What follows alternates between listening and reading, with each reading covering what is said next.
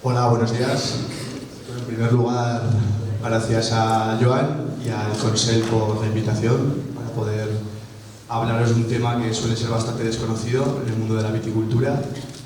Os voy a hablar del material vegetal como posible herramienta de adaptación al cambio climático y a sus consecuencias.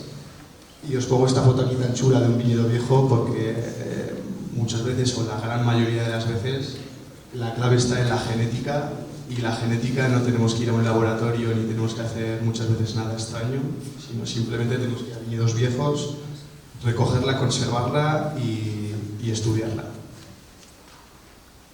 Por estructurar un poquito la presentación, bueno, os voy a empezar dando un par de pinceladas sobre el cambio climático, así a nivel muy general. Os hablaré también sobre la variabilidad genética, porque creo que es muy importante conocerla, ponerla en contexto, y ya finalmente me meteré más en profundidad abordando el tema de variedades, de clones y de porting jartos, cómo poder adaptar o diseñar viñedos a estas condiciones de cambio climático que se están viendo últimamente.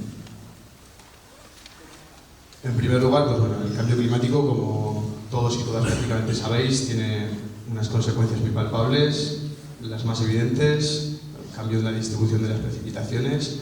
En la mayoría de zonas incluso sigue lloviendo lo mismo que años anteriores, en otras no, como esta.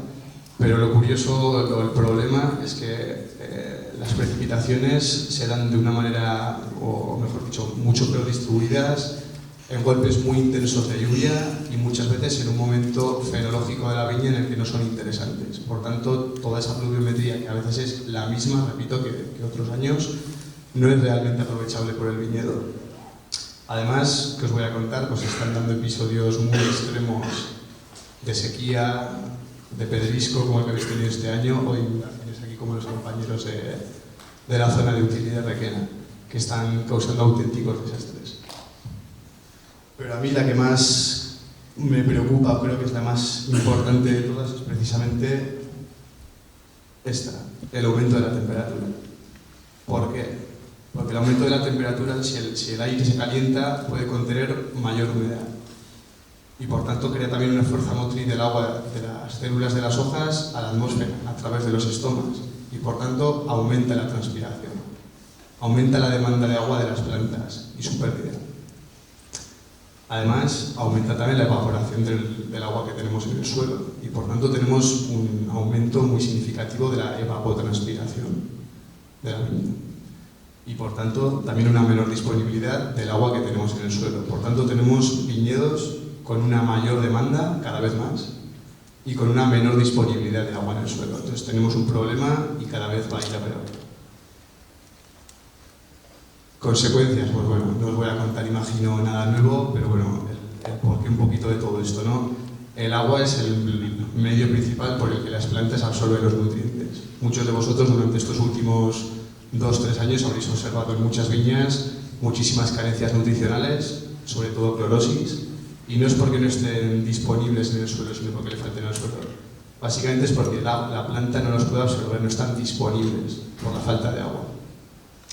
Además, también este estrés hídrico afecta a la turgencia de las células de las hojas. Disminuye el rendimiento fotosintético, se disminuye la capacidad de absorber CO2 a través de los estomas. Y la planta pierde esa capacidad de generar nuevos brotes, nuevas hojas, y vamos teniendo una desvigorización, una pérdida de vigor paulatina en el viñedo año tras año. Además, si tenemos menos brotes, menos número de hojas, la planta tiene menos número de fábricas, por así decirlo, de generar azúcar, ¿no? Fabrica menor número o menor cantidad de carbohidratos.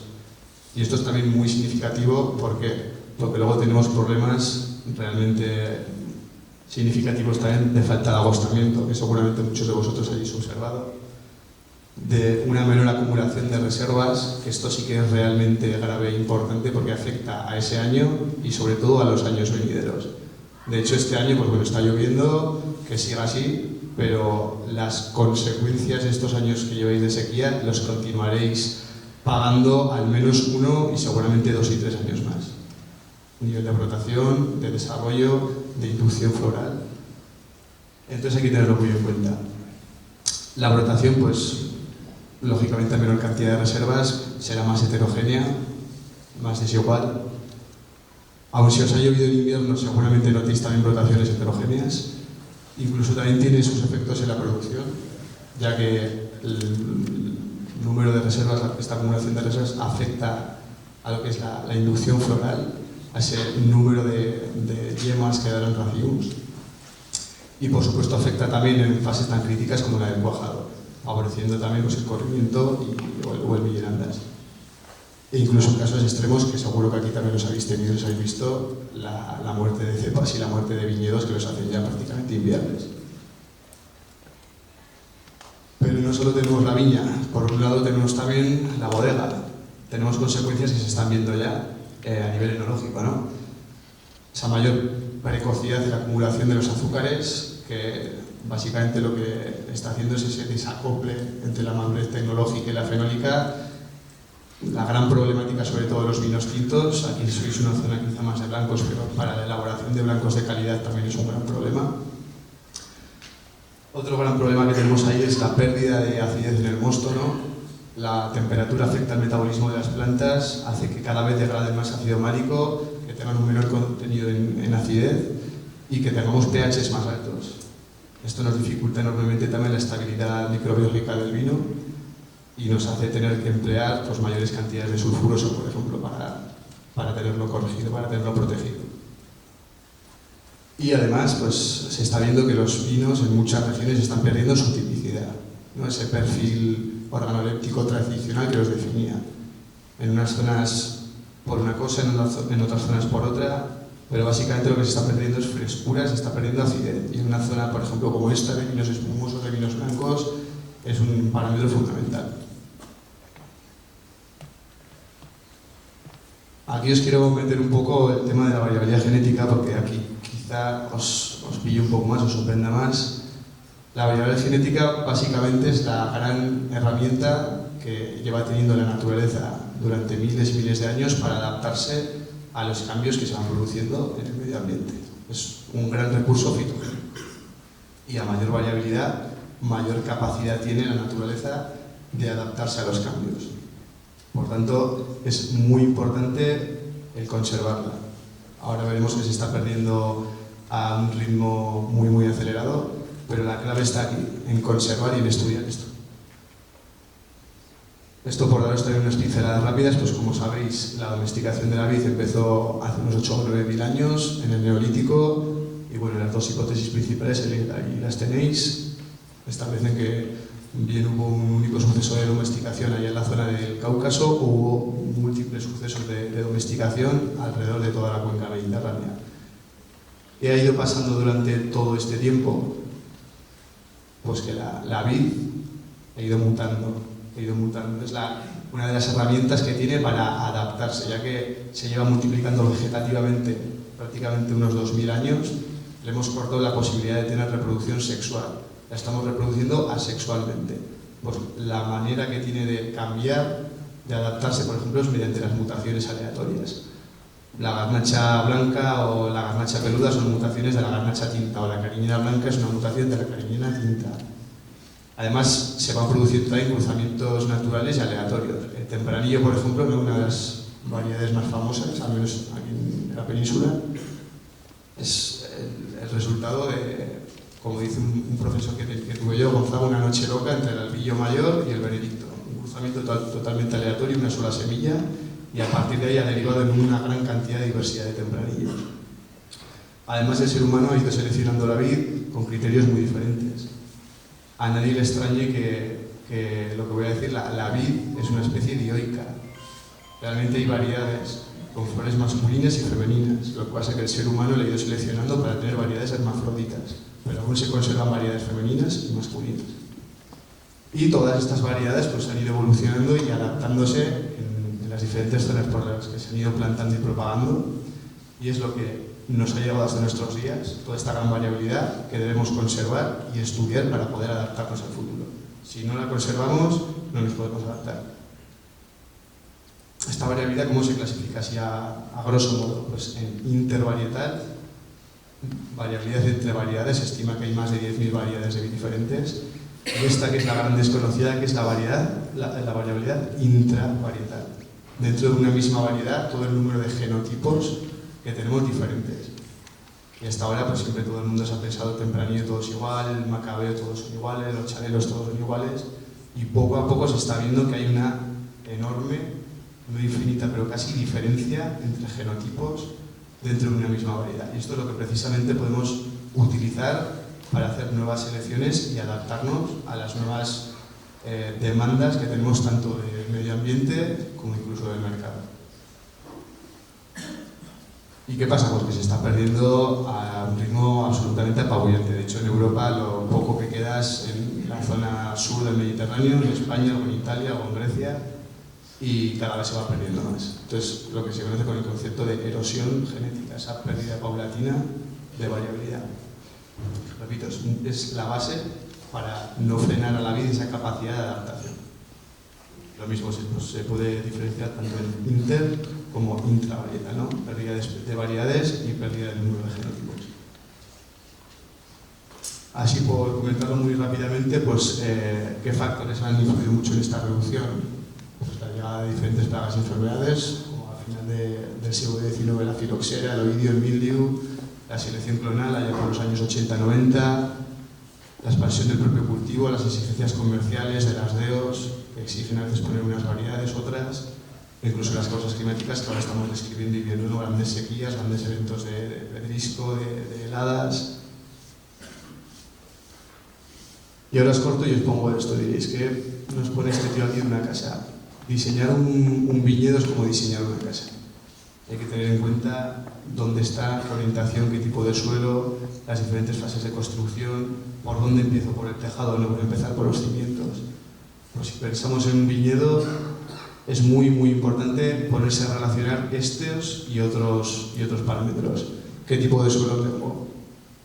Tiene un contenido elevado en carbonatos, tiene mucha caliza activa, tiene una textura franco-limosa, estoy en un clima mediterráneo, tengo una pluviometría elevada, estoy en una zona en la que las sequías suelen ser recurrentes, qué objetivo productivo tengo, quiero producir 13.000 kilos por hectárea, quiero elaborar mi uva de calidad y situarme en los 6.000, ¿a qué densidad de plantación, qué sistema de conducción quiero emplear? ¿Tengo riego? ¿No tengo riego? Todo esto está enormemente condicionado y muy influenciado por el material vegetal.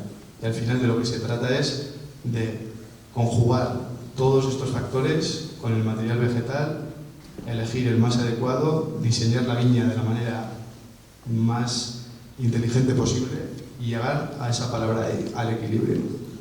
Esa es la clave de todo, el equilibrio.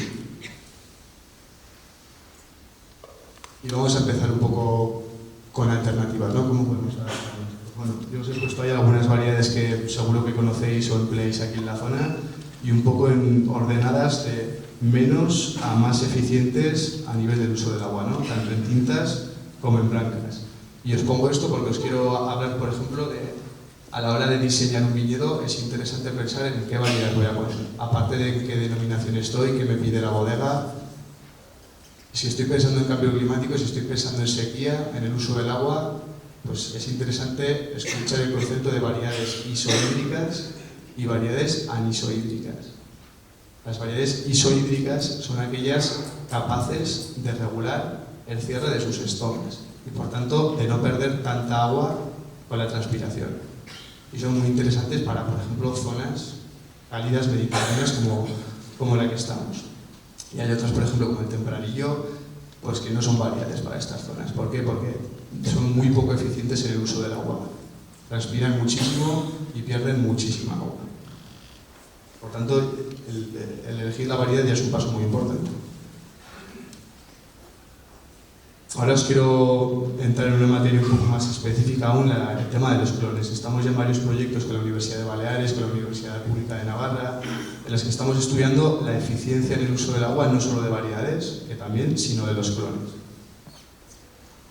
Aquí, por resumirlo de una manera muy gráfica, todo clones de Tempranillo es toda la misma variedad, pero veis que solo a nivel de fenotipo, ¿no? De lo que visualmente vemos, de la expresión genética, el racimo es diferente, los orijos son diferentes, a nivel enológico por supuesto son diferentes, la producción es diferente, tenemos muchísima variabilidad. Pues esa variabilidad la podemos emplear también para pensar en qué elegir, qué seleccionar a la hora de plantar un viñedo. Por ejemplo, a nivel de variedades, pues como veis ahí en la gráfica de arriba a la izquierda, hay variedades que son más y menos eficientes a nivel de uso del agua.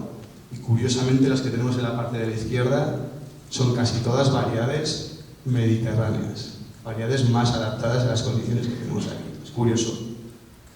O por ejemplo la gráfica que tenemos abajo a la derecha, todos esos puntitos que podéis ver por ahí son todo diferentes clones de garnacha.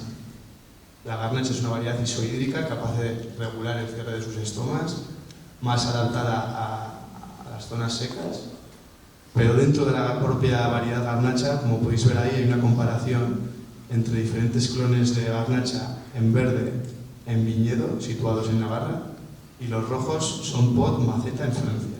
Y tenemos ahí una comparativa de la eficiencia del uso del agua. Como veis, os la pongo solo para mostrar la variabilidad que dentro de una misma variedad, en este caso isohídrica, una variedad rústica, una variedad adaptada a condiciones de sequía, tenemos en la eficiencia del uso del agua. Esto lo podemos aplicar a cualquier otra variedad. Por eso es interesante no pensar solo en la variedad que también, sino que dentro de la variedad podemos tener muchos clones o biotipos para elegir o pensar bien ese biotipo. Aquí os quiero mostrar también un proyecto a nivel nacional bastante potente que ha finalizado ya, en la que básicamente lo que hicimos fue generar un banco de germoplasma con muchos biotipos o muchos tempranillos diferentes de la Ribera del Duero. Como veis ahí, se recuperaron más de 3.000 accesiones diferentes. Libres de virus quedaron 1.500. Pues de esos 1.500 tempranillos todos diferentes, cada cepa que veis ahí es un tempranillo diferente, se han ido evaluando por producción, fertilidad, pH en mosto, además de los grados Brix, para ver qué diferencias podíamos observar, con el objetivo de poder realizar una selección de tempranillos más ácidos y que fenólicamente sean interesantes. ¿Y qué hemos visto? Eso que veis ahí, esa amalgama de puntos, son cada uno de los tempranillos, cada una de las cepas que tenemos en ese banco de germoplasma. Pues bien, esos que tenéis señalados en verde son aquellos que presentan un pH menor. Esto para que os lo muestro, simplemente para que observéis a nivel muy simple y muy general que dentro de una misma variedad, todo en un mismo viñedo, en unas mismas condiciones, con un mismo porte injerto, solo a nivel genético hay una gran variabilidad en cuanto al pH. Y si queremos coger, antes hemos dicho el tempranillo es una variedad sensible, endeble, anisohídrica, no regula bien el cero de los estomas, transpira mucha agua, degrada mucho málico, sube el pH. Pues si estamos utilizando biotipos que naturalmente tienen un pH más bajo, ya nos estamos adaptando a establecer viñedos con esta variedad en climas más cálidos. Además, lo que se hizo posteriormente a esto fue una selección por la madurez fenólica y de esos 1.500 iniciales ya hay 100 tempranillos, 100 clones que tienen un pH menor y que además fenólicamente son mejores que el resto, son muy interesantes. Pues es una manera de hacer un cribado a gran escala, coger toda esa genética que hay por ahí y aterrizarla con un método científico y tener material con el que implantar viñedos más adaptados al cambio climático en una variedad especialmente sensible. Y ahora, por ir cambiando un poco de tercios, quiero también hablar del porte injerto, que seguramente este sí que sea el gran desconocido. Os he puesto ahí esa foto porque quizá muchos de vosotros no hayáis visto nunca un campo de madres, que así se llaman, de porte injertos. No hay sistema de conducción alguno, se tienen de manera rastrera. Esto es un campo de porte injertos en Soria a 1.000 metros de altitud.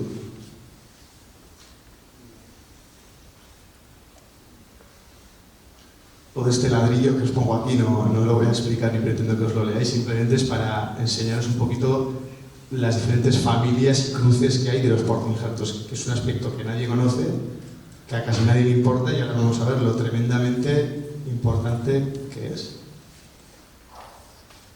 Estas son las tres principales familias o especies, mejor dicho, que han dado lugar a prácticamente todos los porte injertos que conocéis y empleáis.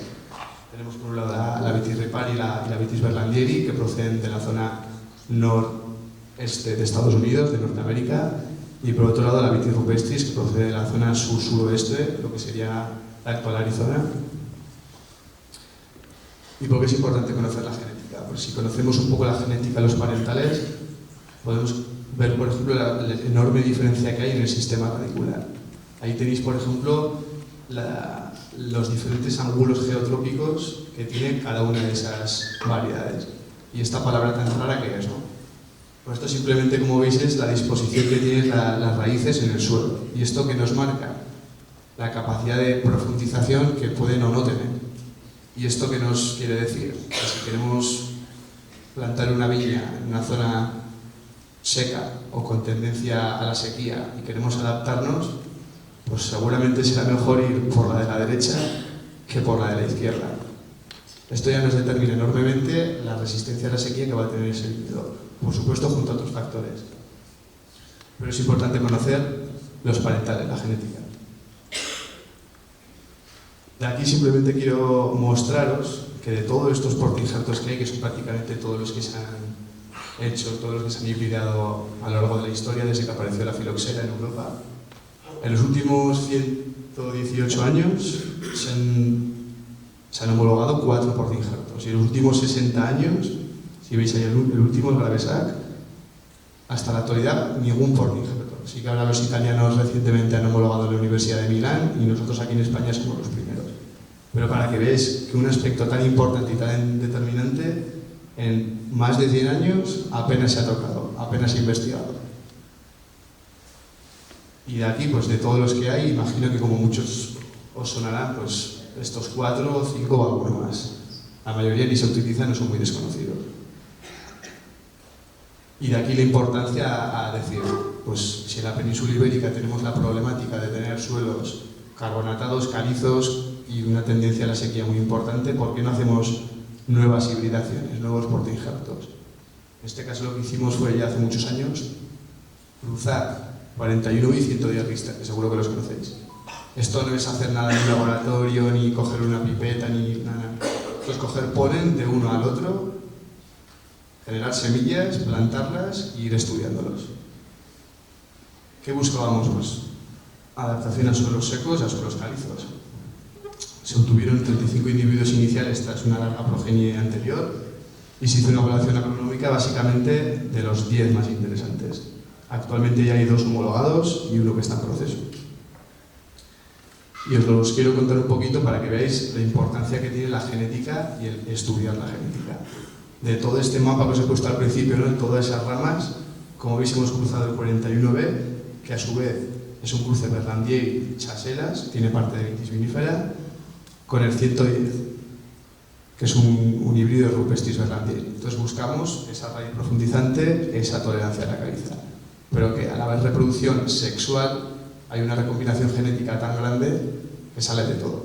Entonces salen muchas cosas esperables, muchas cosas inesperadas, muchas cosas buenas y muchas cosas malas. Aquí os voy a mostrar, pues, lógicamente, las 3 más interesantes y sobre todo esta, que es para las regiones mediterráneas, creemos que puede ser una gran alternativa. Básicamente es un portainjerto muy potente a nivel radicular, vigoroso, muy tolerante a la caliza activa y que además es muy interesante porque es interesante para aquellos que busquen kilogrado. Induce mucha producción, pero además madura bien. Y por si lo queréis consultar también hay varios estudios, entre ellos este, que creo que lo publicaron el año pasado, en un ensayo en Murcia, en el que lo destacan sobre todo un patrón como interesante por temas de cambio climático, porque además de retrasar un poquito la maduración, mantiene los pHs bajos. Ahora veremos que también es un aspecto muy interesante.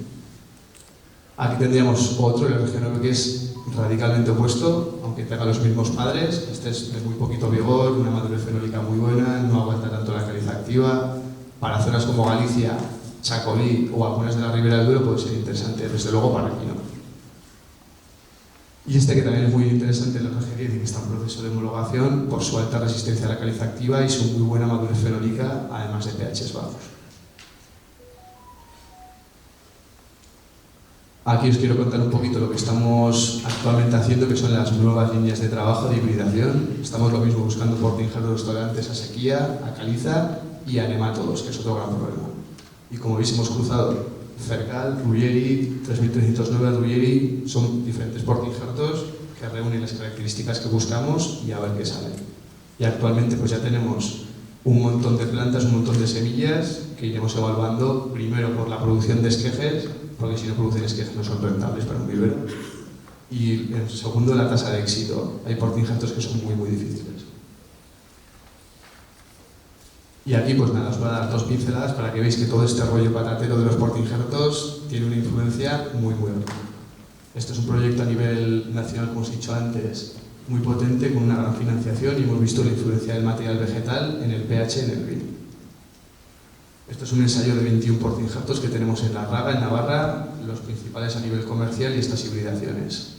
Tenemos 126 parcelas elementales, cada bloque son 10 cepas, y los tenemos distribuidos de manera alterna para descartar la influencia del suelo, sobre Syrah y sobre Tempranillo.